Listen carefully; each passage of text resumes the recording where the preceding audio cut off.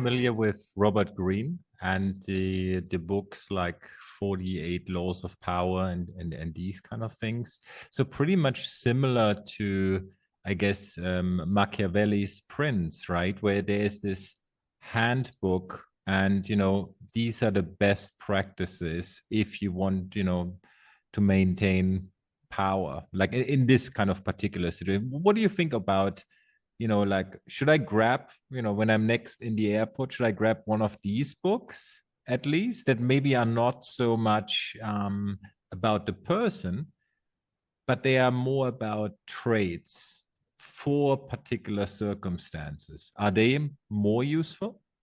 Well, I'll be honest with you, Armin. I think that we are all born in particular ways. Okay? We are who we are. And it can be a form of masochism, in my opinion, to read books that keep telling us what we are not, or what we should be that we are not. Right. And I myself, I don't think that it's impossible to change. I don't think it's impossible to learn, for sure. But I also don't think that there is anything meta-historical about a particular kind of leadership. There are so many possibilities for leadership out there. There are so many kinds of leaders that I could never essentialize it into principles. But I will say this, and I know that's a bit controversial, and I know that not everybody will agree, but that's fine. We have different views, right? Machiavelli is a good example of what you were talking about. Machiavelli is really essential reading. Not because of just the historical circumstances that he describes. Remember, Machiavelli is writing in the 16th century, early 16th century. And what is he writing about? He's writing about specific rulers mostly about specific rulers in Italian city-states in that time. None of us lived in that time. It's actually very difficult to. Yeah, a lot of us. From the books. A lot of trouble, a lot of wars, a lot of struggle. But what else is new? We are still in times of trouble, a lot of struggle, competition, trade, because there was a lot of trade competition. These are city-states that they have relations with each other, but they also are envious of each other. Sometimes they're at war, sometimes they're at peace. They make alliances. They have internal crises that come up. Now, my point is that you don't need to know all the history of early 16th century Italy to appreciate Machiavelli. Because Machiavelli is writing about things that are very recognizable to us because they're things that don't change over time, the human nature. So when he says it's better to be feared than loved, right. That's a quote that people often take from Machiavelli. They don't always understand what he's talking about. But if you actually kind of dissect that statement, then it doesn't matter that he's talking about Italy in the 16th century. It's completely applicable in 2023 or 2024, and it will be applicable 500 years from now if we're still around, right? If we haven't destroyed ourselves. So that's one of the reasons I love texts like Machiavelli, because it combines the historical circumstances of a particular moment in time with the essential traits of what it is to be human. And in this case, specifically what it means to be a leader, what it means to try to get power, hold on to power, and execute power effectively.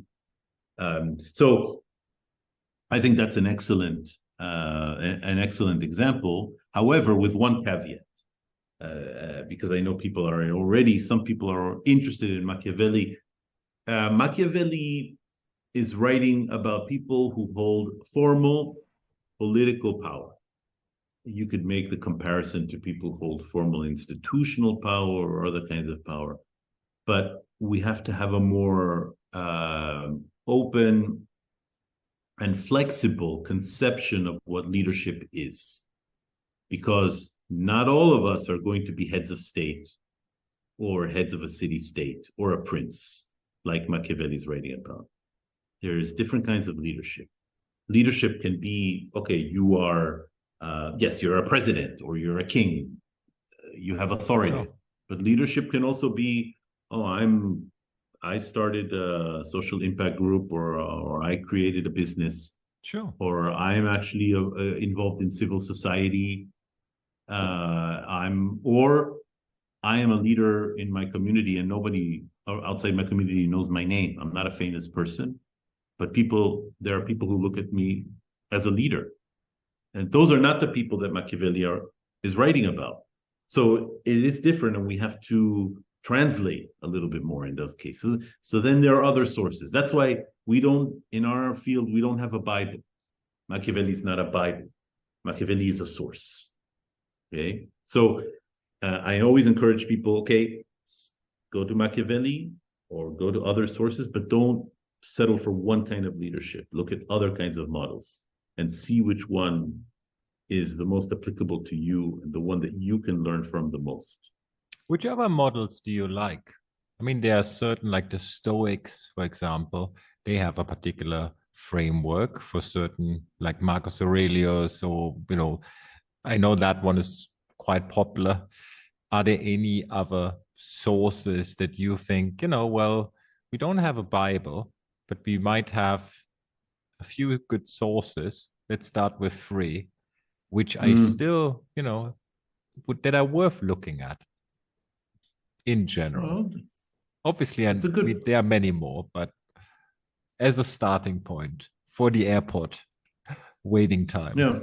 Yeah. Well, I've always been drawn to some of the leaders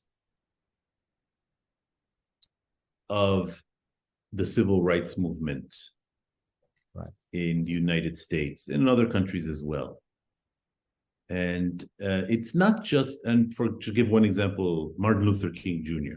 Martin Luther King Jr. is a very famous person. No one needs me to introduce them to Martin Luther King Jr. They would recognize the picture. They probably have at least seen or heard the speech, I Have a Dream, from 1963. But the picture that I always show of Martin Luther King Jr. is not the picture of him standing at Washington Mall giving that speech or meeting with President Johnson, Lyndon Johnson, to create the Civil Rights Act, but pictures of him in prison, because the man was arrested dozens of times by the authorities. And why was he arrested? So officially, he was always arrested for disturbing the peace or, illegal assembly, things like that.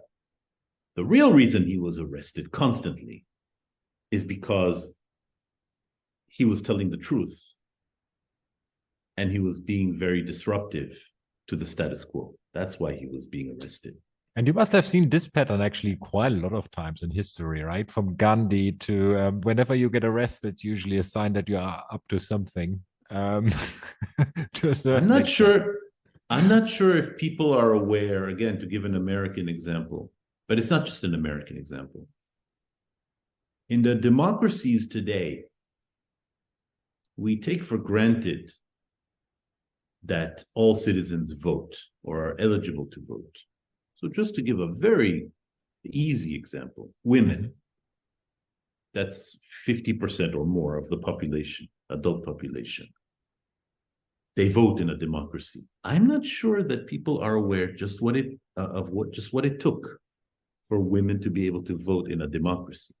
I'm not talking about what it took to get the democracy in the first place.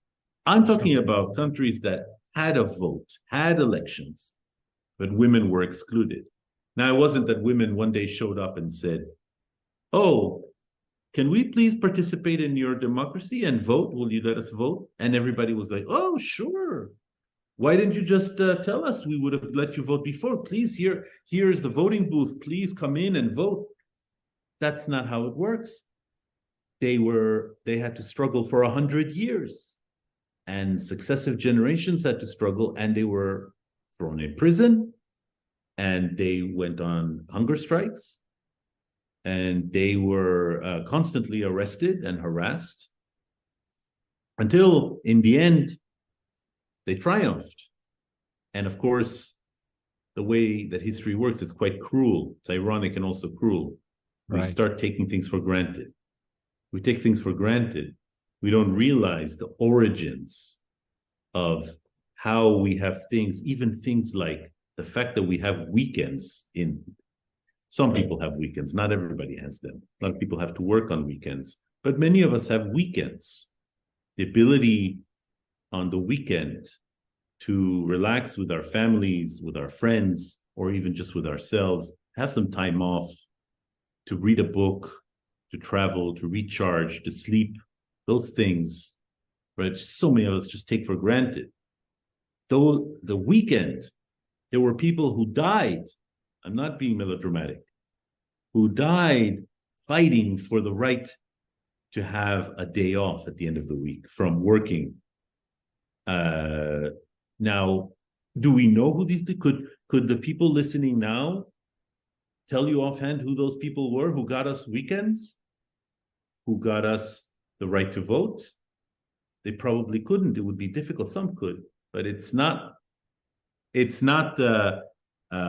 Winston Churchill or Napoleon or Genghis Khan or some of the men on horses that people often associate with leadership. It's not Jeff Bezos or Elon Musk or anybody like that. There's often people that are completely anonymous. We don't know their names. And yet those people are some of the greatest and most transformative leaders we have ever seen. So often people ask me, Professor Temkin, who is your favorite leader? And I'll say, you've never heard of them. You don't know. If I told you their names, you wouldn't know who they are. Let's study. Let's read about them. So I don't want to give everything away, Armin, because I got to keep some mystery and mystique. Sure, if you have a book coming out. Look at my book, which is coming out. You will learn not just about these unsung anonymous people. No worries. You will also learn about Gandhi and Martin Luther King Jr. and Winston Churchill, Margaret Thatcher, many important leaders from the world. But we will also look at leaders who deserve to have their names etched in people's minds, and yet they're largely forgotten. And so I think it's very, very important for us to keep in mind when we talk about admiration, that we remember to admire not just the famous names or the people who were the most kind of, memorialized, but those who have kind of been forgotten or even erased. And sometimes, I'll add something else. Martin Luther King Jr. We again live in a world in which our memories are very selective. So we tend to forget, right, that Martin Luther King Jr. wasn't just, now he's a holiday, he's commemorated.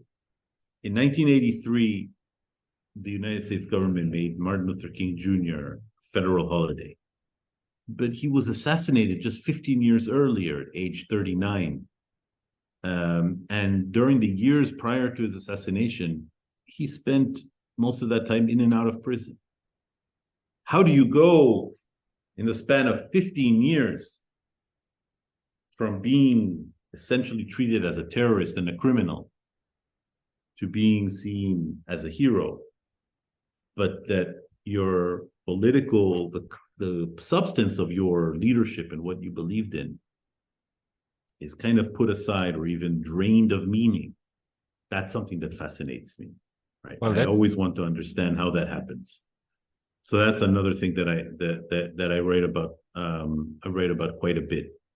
So the other thing I would suggest to everyone listening in is to keep a very open mind about where your sources of inspiration can come from. It's not because, you're reading about, let's say, someone who's involved in some kind of social struggle, that is only applicable to social struggles. You can be even working in the financial sector and learn from people who have nothing to do with the financial sector. Sure. And vice versa. You can be someone. I have a whole chapter about what it is to lead under tyranny. That is when you have no power, when you're in danger, and you can learn in those situations from people in the past who were in equivalent situations, but you can also learn from the Machiavellian types, right? And apply those lessons to your own circumstances. There's a lot of cross-pollination, I would say, between different kinds of leadership that I get into. And I think that it's also important for people to keep in mind why they want to be, if they want to be leaders, why do you want to be a leader? It can't just be about your personal success. It can't just be about money, although money is important, I concede, and I like it just as much as the next guy. But it is about something that's beyond ourselves. It's about our society, it's about our community, it's about the world that we live in. So those are the kinds of leaders that I admire. So I guess Armin, maybe I disappointed you with my answer. You wanted me to talk about the Stoics or something like that, but I came at it from a different direction. No, that's absolutely fine. And before we wrap this up, then because you invited this question, is let's move away a little bit from history, but like maybe let's move to today. And what leaders do you admire, be they known or unknown? What are they doing? What are fields? What are their character traits? So that we don't forget them, which is probably a human pattern that's going to happen anyways. But that's a good question. I'm going to you'll see, Armin, that this is sort of how I am. The United States Secretary of Defense during the Vietnam War, Robert McNamara, is one of my case studies because he's a fascinating person. Actually, the Vietnam War is widely considered to be a disastrous foreign policy, a military policy enacted by the United States. And Robert McNamara is interesting to us because he was the last person that we would expect to create a disaster. And that's also important. I mean, we have to learn about failure. We can't just, a lot of these books at the airports are all about success. Right. They're all success stories. Here's how I made my first billion, and here's how I became the, whatever. Sometimes you have to learn from disasters, from failures, because how are we going to learn to avoid those mistakes, right? Sure. Again, history. So Robert McNamara was considered to be one of the best and what they call the best and the brightest. And he came in as a whiz kid to government. He had been the youngest president of the Ford Motor Company at the time. He was just a brilliant guy. And he, in the film The Fog of War, which I love to show to my students because it's so creative and so thoughtful about leadership,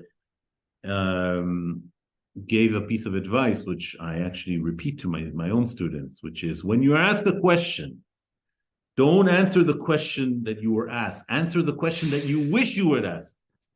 So I'm going to apply that now. Okay, and show how it's done. So I don't want to avoid your question, but I don't want to just give random names of people. I actually hear a lot from especially young people, but people that I work with and people who study with me today, that they feel that we are in a serious crisis of leadership.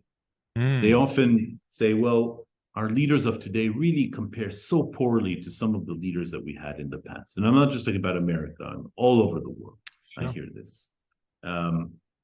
We sense that we have unqualified, irresponsible leaders, leaders who don't step up to the gravity of the moment. Leaders who seem to be thinking mostly about themselves, actually, not about the world at large. And there are many countries in which you can see this explicitly. I'll name one, okay, to be provocative. Great Britain, which saw, leaders from, even in recent history, from, Churchill to Clement Attlee to Harold Macmillan, Harold Wilson. These were leaders who were able to recognize true problems, and they had different viewpoints, but they grappled with them in a serious way. And I hear from actually many of my British friends and British students that they feel that it's really disappointing to see the leadership that you see today compared to the past. And this is not science, it's an impression that people have. So I think that my sense is that people are coming to this. And one of the reasons why I see so many people in my classes and so many people are coming to me to study about this is because they sense that we can learn from the past, because the present simply is not measuring up. Right. So I don't think that I want to say, well, here's a prime minister that I like, or here's a president that I like. I want to say that the leaders that I admire now are the ones that I see preparing for leadership tomorrow. They're people, again, they're not famous. They're at the beginning of the road, but they are taking leadership very seriously. They are taking the world very seriously, the challenges that we face very seriously. So I think that we have admirable leaders around us. We just have to look around, and we ourselves are potentially those leaders. Every single person listening to this now is that admirable leader.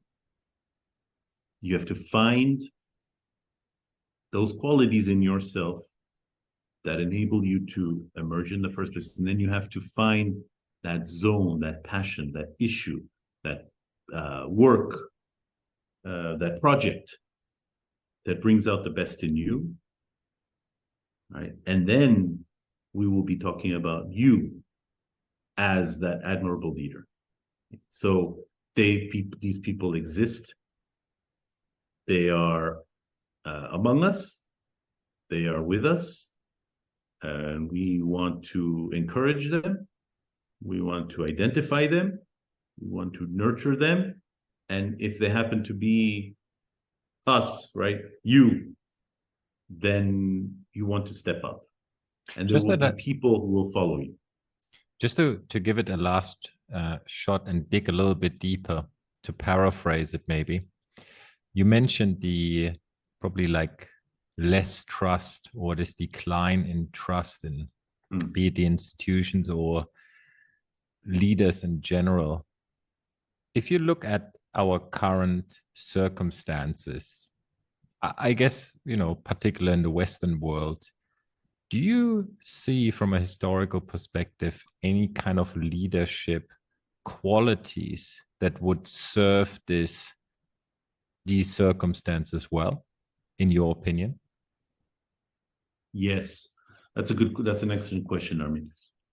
I think to be substantive about one of the biggest problems that we face today, I think there is a growing gap between those at the top. And when I say those at the top, I mean there's various ways of looking at it. There's, of course, a financial elite. Sure. There's also a cultural and educational elite, intellectual elite, political elite, and so on. But in particular, there's an elite of expertise, scientific and technological expertise. We're living in a world of incredible and incomprehensible technological and scientific advancement. At the same time that we're living in a world that seems on the brink of disaster because of the changing climate, because of the environment. We've just emerged or are emerging from the COVID crisis, which I think we haven't even fully appreciated how badly it's affected our societies and our world. I think that will only emerge later on. And so there's a lack of trust, I think, between our experts and the general public. There is a huge gap of knowledge between those who actually mastered or understand the science and technology, or have access to it, access to learning about it, access to using it, and access to purchasing it, to those who don't understand it, can't access it, can't purchase it, and fear it because it may be used for sinister purposes, they fear, or for surveillance, or for control, or for the profits of the distant elites. And I believe that this growing gap between elites, especially technological elites, and masses of people, this is true in the West, but not only in the West, is the major challenge facing leaders today and tomorrow. And I believe that the leader who is able to straddle both worlds, and by straddle both worlds, I don't mean manipulation. I don't mean someone who from the elite who's trying to trick people politically. Yeah, sure. I'm talking about someone who can appreciate the major scientific and technological advances that are happening, and they are happening, as we know, on the one hand, and on the other hand, the legitimate and understandable fears, apprehensions, and worries of people who are left behind or fear they are left behind. The person who can bridge between those two sides holds the key to leadership success in the future. Because a lot of the political phenomena that we're seeing now, I believe, especially the ones that elites fear the most, right? Populists and all these things that strong men and all these things that we keep talking about, right? Or even weak leadership in some cases. They're stemming, in my opinion, from this basic problem. It's a very big problem, Armin. I see it everywhere. I see it when I'm in the US. I see it in Europe. Sure. I see it in Asia. I see it in China, but I see it also in Korea and Japan. I see in India, where I travel as well. I see it everywhere. So here's the thing that really connects people: the leaders that can identify this as a problem and address it meaningfully. And by address it, I don't mean, oh, let's see how we can channel the science and technology for our national economy, or how some people can get wealthy. That's not what I'm talking about. I'm talking about the ability to get everybody on the same boat somehow. Then that person will be the leader that we'll be talking about in 50 or 100 years. Moshik, we are wrapping this up. I want to get you off the hook. Before we do so, you are having a book coming out in November this year called Warriors, Rebels, and Saints: The Art of Leadership from Machiavelli to Malcolm X. You already mentioned throughout this discussion that it's really important to put leadership in context, to really look at the circumstances, not to build just a Bible, not to look at just one, case study manual and then apply it. What else can people learn from the book you have coming out? Well, hopefully they'll learn some history. They'll learn some leadership in history. They'll learn about different leaders that interest them. They'll learn about new kinds of leaders that they may not have heard of. But mostly what I'm hoping is that people will learn about themselves. They'll learn from the past about what it is that makes them leaders or potential leaders. They'll find inspirations or role models in places that they might not have considered before. So you might be surprised. So yes, thank you for that plug, as we call it in the business. My publishers always get mad, and my agent also always get mad at me. They say I'm terrible at publicity. They keep getting angry at me. So I must say, yes, the book is coming out in November. Please seek it out. I'm very excited about it. It's really the result of my teaching on this topic for many years now. I'm excited. I can tell how excited you are. It's jumping off the screen. So it's coming out in November, and hopefully I will hear from those who read it and have questions. I'm always available to talk about it, talk to your group or talk to you individually. about what's in it or about what you've heard today. And yeah, thank you for mentioning it, Armin, and thank you for this fantastic conversation. It was great. Thank you so much, Moshik. Cheers. Thank you.